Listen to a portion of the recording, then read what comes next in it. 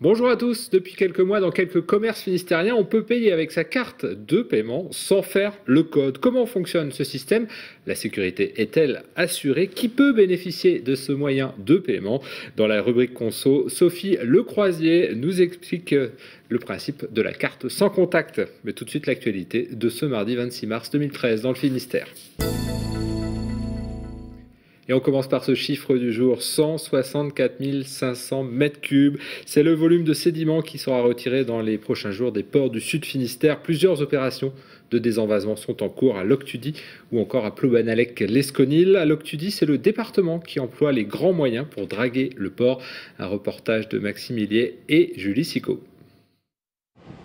Alors que la mouette cherche des restes de pêche, derrière elle, la grue convoite des déchets bien plus gros. Première étape du désenvasement du port de Loctudy, le nettoyage des fonds. Quelques mètres plus loin, la seconde étape a déjà commencé. Une grue de 120 tonnes retire plus de 110 000 mètres cubes de sédiments. Et donc il s'agit de retirer les sédiments, les vases, et puis de les remettre dans un bateau. Ce bateau s'appelle l'Empédocle, il fait un peu plus de 50 mètres. Et donc cette vase est déposée en son fond. Et ensuite, ce bateau va se rendre sur la zone d'immersion et va s'ouvrir. Et donc la vase va tomber au fond de la mer. À 90 mètres de profondeur exactement. Mais avant d'aller jeter ces sédiments au fond de la mer, des tests ont été réalisés afin de vérifier le niveau de pollution. Et tous ne retourneront pas dans les profondeurs. Tous les sédiments ont été analysés, évidemment. Certains vont être stockés, donc à Combrit, où là encore, seul site unique en France, nous allons pouvoir stocker 625 mètres cubes, parce que oui, les analyses ont révélé des taux de matière qui n'étaient pas, vous ne pouvez pas immerger. Après Concarneau, c'est au tour du port de Loctudy, et dans quelques mois, les grues iront dans celui de Plobanalec-Lesconil. Des opérations nécessaires pour la sécurité des activités portuaires et de plaisance. Le désenvasement du port de Loctudy et de Plobanalec-Lesconil est estimé à 7 500 000 €. On reste au bord de l'eau avec cette image du jour, cette image d'une grève découverte. En effet, à partir de ce mercredi, c'est grande marée avec des coefficients de plus de 100.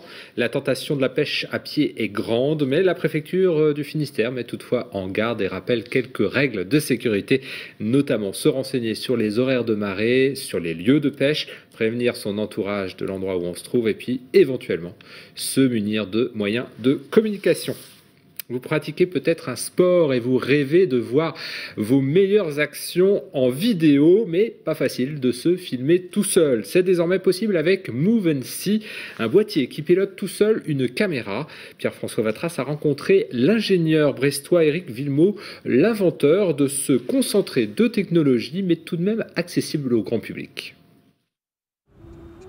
Les amateurs de sport de plein air en ont rêvé, Éric Villemot l'a fait, un robot caméraman.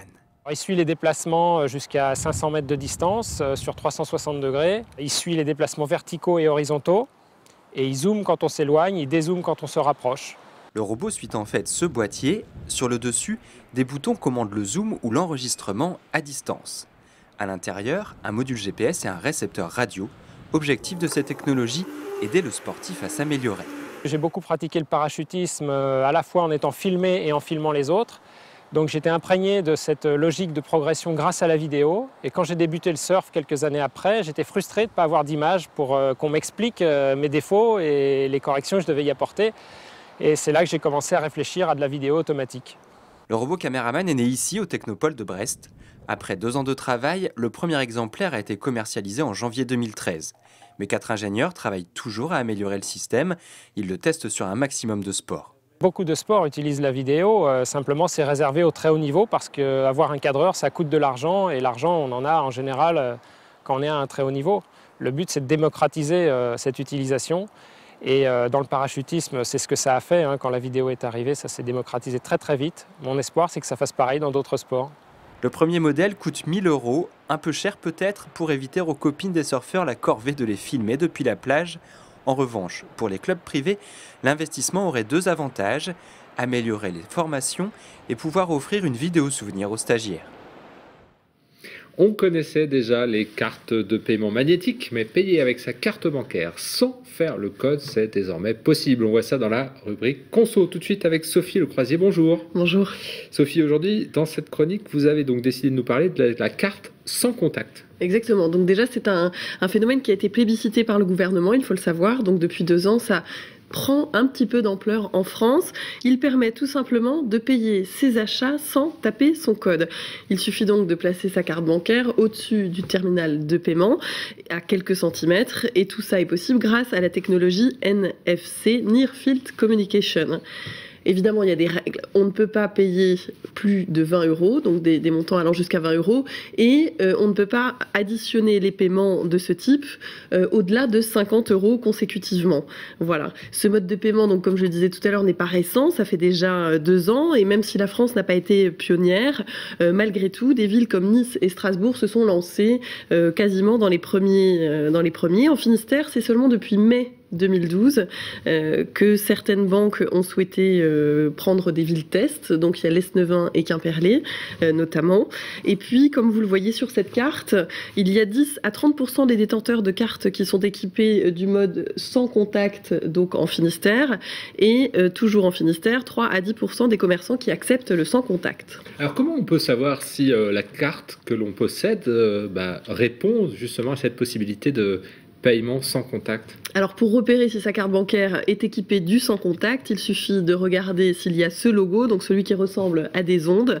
Et puis de toute façon, les commerçants qui sont équipés de ce système repèrent très facilement pour vous si vous en êtes équipé et vous le proposent. Et d'ailleurs, en parlant de commerçants, je vous propose d'écouter ce qu'ils pensent de ce mode de paiement.